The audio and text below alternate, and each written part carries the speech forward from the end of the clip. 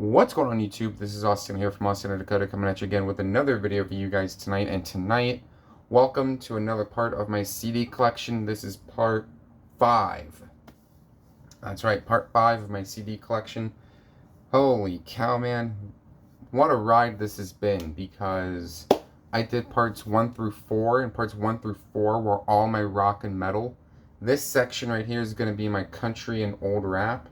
Or in this box, I have country and old rap. So I can't wait to show all my country CDs and all my old school rap CDs. I got a little bit of R&B in here, but it's not much. Not much R&B, considering I don't listen to it all that much. But with that being said, let's go ahead and start this part of the video. I'm trying to decide what CD I'm gonna grab first to talk about. Okay, here's one that we can talk about. Cypress Hill, their second album, Black Sunday. This was released in 1993. By far one of their best albums. This to me is just, it's dark, it's gritty. I absolutely love this one. One of my personal favorites from Cypress Hill. Not my favorite Cypress Hill album, though. I still give it to the Temples of Boom. The Temples of Boom album is easily my favorite Cypress Hill album. But I mean, this one's just a classic. I mean, Insane in the Brain, When the Goes Down, When the Ship Goes Down, Lick a Shot, Hits from the Bong, my favorite track off that album. Classic Cypress Hill. Definitely would recommend this one. Okay, next. Capone and Orega, their debut album, The War Report. This was released in 1997. This is one of the best old rap albums to come out during the 90s. Easily. One of the best albums to come out. Oh, God, what an album this is. This was when they were beefing with the Dog Pound, because the Dog Pound put out New York, New York, and Capone and Orega decided to go ahead and drop LA, LA. To go at New York like that during that time, oh my God, that took a lot of guts. I mean, there's some awesome tracks on here. Bloody Money, Driver's Seat, Parole Violators, Live On, Live Long, TONY, Capone Bone, Halfway Thugs, Stick You, Parole Violators. Such an amazing album. I definitely would recommend this one. I don't have the reunion, and that's actually really hard to find, but if I find the reunion, I will buy it. Alright, next album. Sorry for that, I had a slight interruption. Speaking of Cypress Hill, their debut album came out in 1991. This to me is one of the more underrated debuts, in my humble opinion. But this to me is good. I like this one, but it's dark, but it's not Black Sunday dark. But it's still a really good album, and it's one that I would recommend you guys check out. I mean, it's classic. I mean, How Could I Just Kill a Man, Hole in the Head, the Funky Feel one, Stoned is the Way of the Walk, Psycho Better Buck Down, Born to Get Busy. Classic album. I really would recommend this one to anyone that's a Cypress Hill fan. Alright, next, we're going to get into some Tupac. I have more Tupac in here. Trust me, we'll get to it all. Alright. Tupac with his debut album titled Tupacalypse Now. This also came out in 91, I believe. I'm going to look real quick. Yep, 91. Very good album. This is another, like I said about Cypress Hill, self-titled. This is another underrated debut. I don't see too many people talk about this one. This was Tupac when he first signed to Digital Underground. I do apologize, that is my censor. Nothing I can really do about it. But this was when he first signed to Digital Underground. This was way before he joined Death Row. I mean, this album talks about police brutality and teenage pregnancy. So that's why you got songs like Soldier Story, Brenda's Got a Baby. But there are some gems in here, like Brenda's Got a Baby, If My Homie Calls, Part-Time Mother, Trapped, Soldier Story, Words of Wisdom. Freaking dope album, man. I'd really recommend this one. I am trying my best not to yawn. Do apologize about that. Alright, next album. Dr. Dre with his debut album titled The Chronic. This came out in 1992. No words. This is a classic. I mean, I don't really need to go into detail about how classic this album is. I don't need to. This is the reissue. So not only do you get it on CD, you get the whole album on a DVD side. They're really good. I mean, F with Dre Day, Let Me Ride, Nothing But a G Thing, Little Ghetto Boy, Rat-a-tat-tat, The $20 Sack Pyramid. Don't need to say much about this album. If you haven't heard it, go listen to it. Classic. I ain't got much to say about The Chronic. That already has been said. Next. Tupac. Strictly for My Brothers. This came out in 1993. This is more underrated Tupac. This is Tupac's most underrated album, if you ask me. People don't really give this album the time of day. That's pretty dang sad, because I think it is one of his better albums, or one of his best.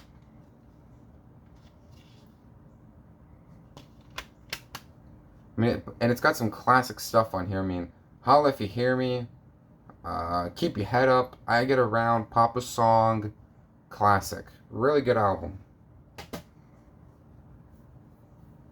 Next, we're going to move into some Tribe Called Quest. So I'll show those albums. Tribe Called Quest with their debut album, People's Instinctive Travels in the Paths of Rhythm. This came out in 1990. Again, another classic. I have the 2015 reissue, so it's got some remixes on here, so... But it's still a classic album. A great start to Tribe's career, in my opinion. I mean, some great stuff on here. Push It Along, Footprints, Bonita Applebum, I Left My Wallet in El Segundo, Can I Kick It, Mr. Muhammad, Ham and Eggs, Description of a Fool. Classic stuff. Really like this debut a lot. However, I still think their best album belongs to The Low End Theory that came out in 1991. This is their best album, in my opinion. People say Midnight Marauders, but same time though, I think this album is a bit better production-wise. It's just Tribe at their finest, in my opinion. I mean, classic album. I mean, Buggin' Out, Butter, Verses from the Abstract, Show Business, the infamous Date Raid, Check the Rhyme, Jazz We've Got, Scenario, classic. I would definitely recommend this album, 100%. Tribe's best album in everyone's opinion. I have no problem with that. Sticking with Tribe, their third album, Midnight Marauders. This came out in 1993. Good stuff on here, man. I mean, oh my god, freaking great stuff. Electric Relaxation. This is the album that introduced Busta Rhymes to the world. Believe it or not, yes, Busta Rhymes does have a part on this album.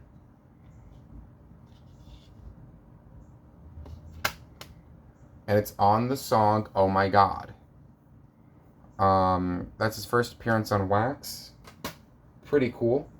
And then Busta's debut album didn't come out till 96, and then we all know, like the old saying goes, rest is history. Beats, Rhymes, and Life.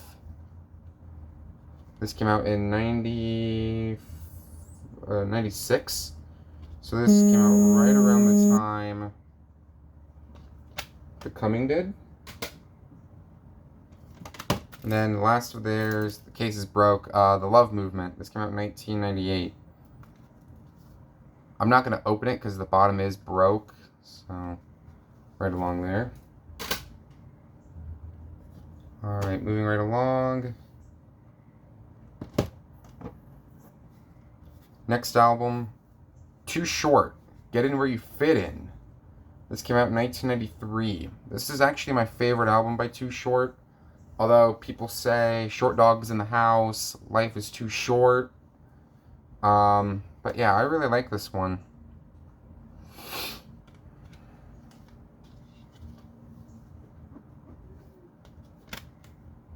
I mean, Money in the Ghetto, All My Bitches Are Gone, The Dangerous Crew, Get In Where You Fit In, I'm a Player, Gotta Get Some Lovin'. Love this album. The longest song on this album is Get In Where You Fit In, like at 8 minutes, but to me, it's worth it. Definitely would recommend Getting Where You Fit In. Such a classic. Speaking of classic, Big L, Lifestyles of the Poor and Dangerous. This came out in 1995. Don't need to say much about this album that already has been said. Classic, one of my all-time favorites. Yeah, it's easily one of my all-time favorite albums.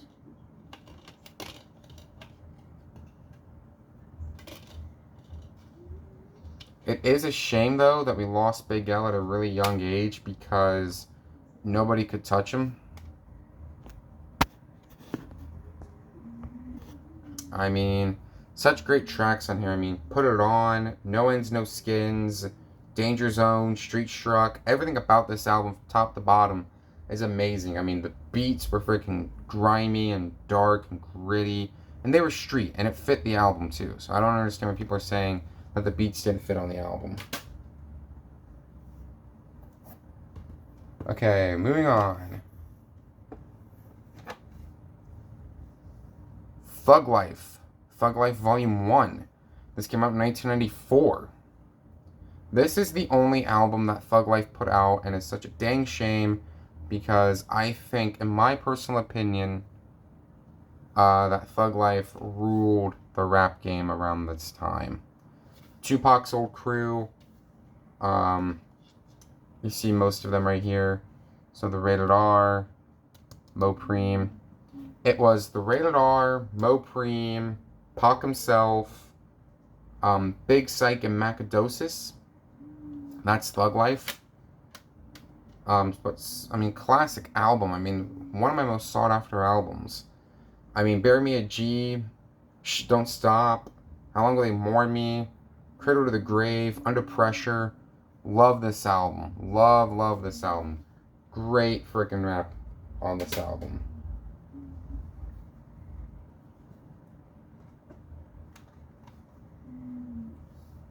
Big Pun, or Big Punisher, debut, Capital Punishment. This came out in 1998. Oh my god. Whew, man, what a legend. What a legend. Even though he put out 2 albums, my personal opinion, he is a bona fide legend. Couldn't be touched by anybody else. Again, another rapper that I think we lost really young. Only putting out like 2 albums, this and Yeah Baby in 2000. Out of the 2, I definitely recommend Capital Punishment. I mean, Beware, Still Not a Player, I'm Not a Player, Tres Leches, Boomerang, Capital Punishment. Yeah, absolutely love this album. Definitely would recommend it. Miss Big Pun, man. I miss Big Pun. Wish he was still around, unfortunately. Kind of wish he was. West Side Connection, their debut album, Bow Down. This came out in 1996. One of the best West Coast albums, in my opinion. You have Ice Cube, Mac 10, and WC. Mac 10 and Ice Cube are on WC's Mad Circle album on the title West Up, which, in my opinion, is one of the best tracks ever. They would put out one more album as a group, that would be known as Terrorist Threats. That came out in 2003. I don't have that one, but I think this one is just this one, in my opinion, is all you really need. Because I think after they put out Terrorist Threats in 2003, they had a falling out. And that's really unfortunate because I think these guys are just freaking amazing. I mean, Bow Down, All the Critics in New York, Gangsters Don't Dance, even though that's an insert, The Gangster, The Killer, and The Dope Dealer, Cross them out and put a K, 3-Time Felons, Who Bangin', just classic stuff. I highly recommend this album. Okay, I'm checking to see how much time we have. Okay, we have time for like, I'll show 3 more albums. This dude, this rapper right here that I'm about ready to show, he is dearly missed. MF Doom, Operation Doomsday. This came out in 1999. I mean, he is missed to this day. We all miss MF Doom, one of the pioneers of rap.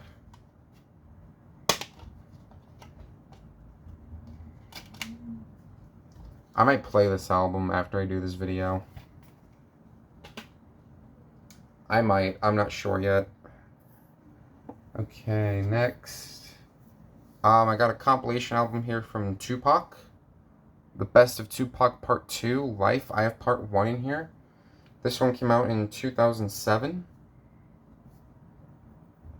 I got this along with Part 1, so I have Part 1 in here, but we're not going to get to it.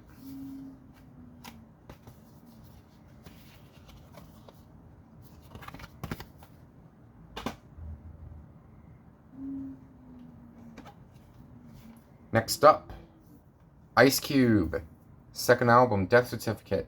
This came out in 1991. One of Ice Cube's best albums, in my opinion. This was Cube when he was at his angriest and when he left NWA. I even watched a clip on Straight Outta Compton where Ice Cube heard NWA diss him on the Brothers for Life album with the song Real Brothers.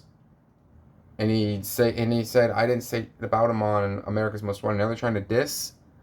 That's where Nose of Vaseline came in. In my opinion, greatest diss track ever. Nobody can at me on that. I mean, The Funeral, My Summer Vacation, Robin Lynch, Giving Up the Nappy Dugout, A Bird in the Hand, The Birth, I Want to Kill Him, or I Want to Kill Sam, True to the Game, No Vaseline. No Vaseline is the classic to end all classic diss tracks. Love this album. My opinion, Ice Cube's best album, bar none. I was going to end part 5 here, but I am actually going to show one more album. It's a compilation album. This, to me, is the best compilation album for Tupac. Right here. Tupac's Greatest Hits. This came out in 1998. This is the best. This is the Tupac Greatest Hits that you want. Because it's got so many good songs on it. It's got God Bless the Dead on it. Hit 'Em Up. The California Love remix. Or not the California Love remix. I hate the remix. California Love, the original. I mean, what more could you want? This is the best Tupac Greatest Hits album.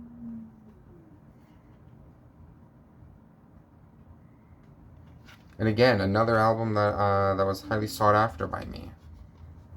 So yeah, that's 1, 2. Pretty freaking cool. So yeah, got some great stuff on here. Definitely would recommend this one. Alright, that is it. That will... you know what? I'll show one more. I said I was going to show one more when I showed Tupac Greatest Hits. But I will show one more album. Okay, I'll show one more, and that'll be the end of part 5. Now I want everyone to come back for part 6. So stay tuned. Last album that I'm going to show for this part, Wu-Tang Clan, Out of the Wu-Tang, 36 Chambers. This came out in 1993. Greatest rap debut album ever. Easily. bar none. I mean, I don't need to say much about it because stuff's already been said about it.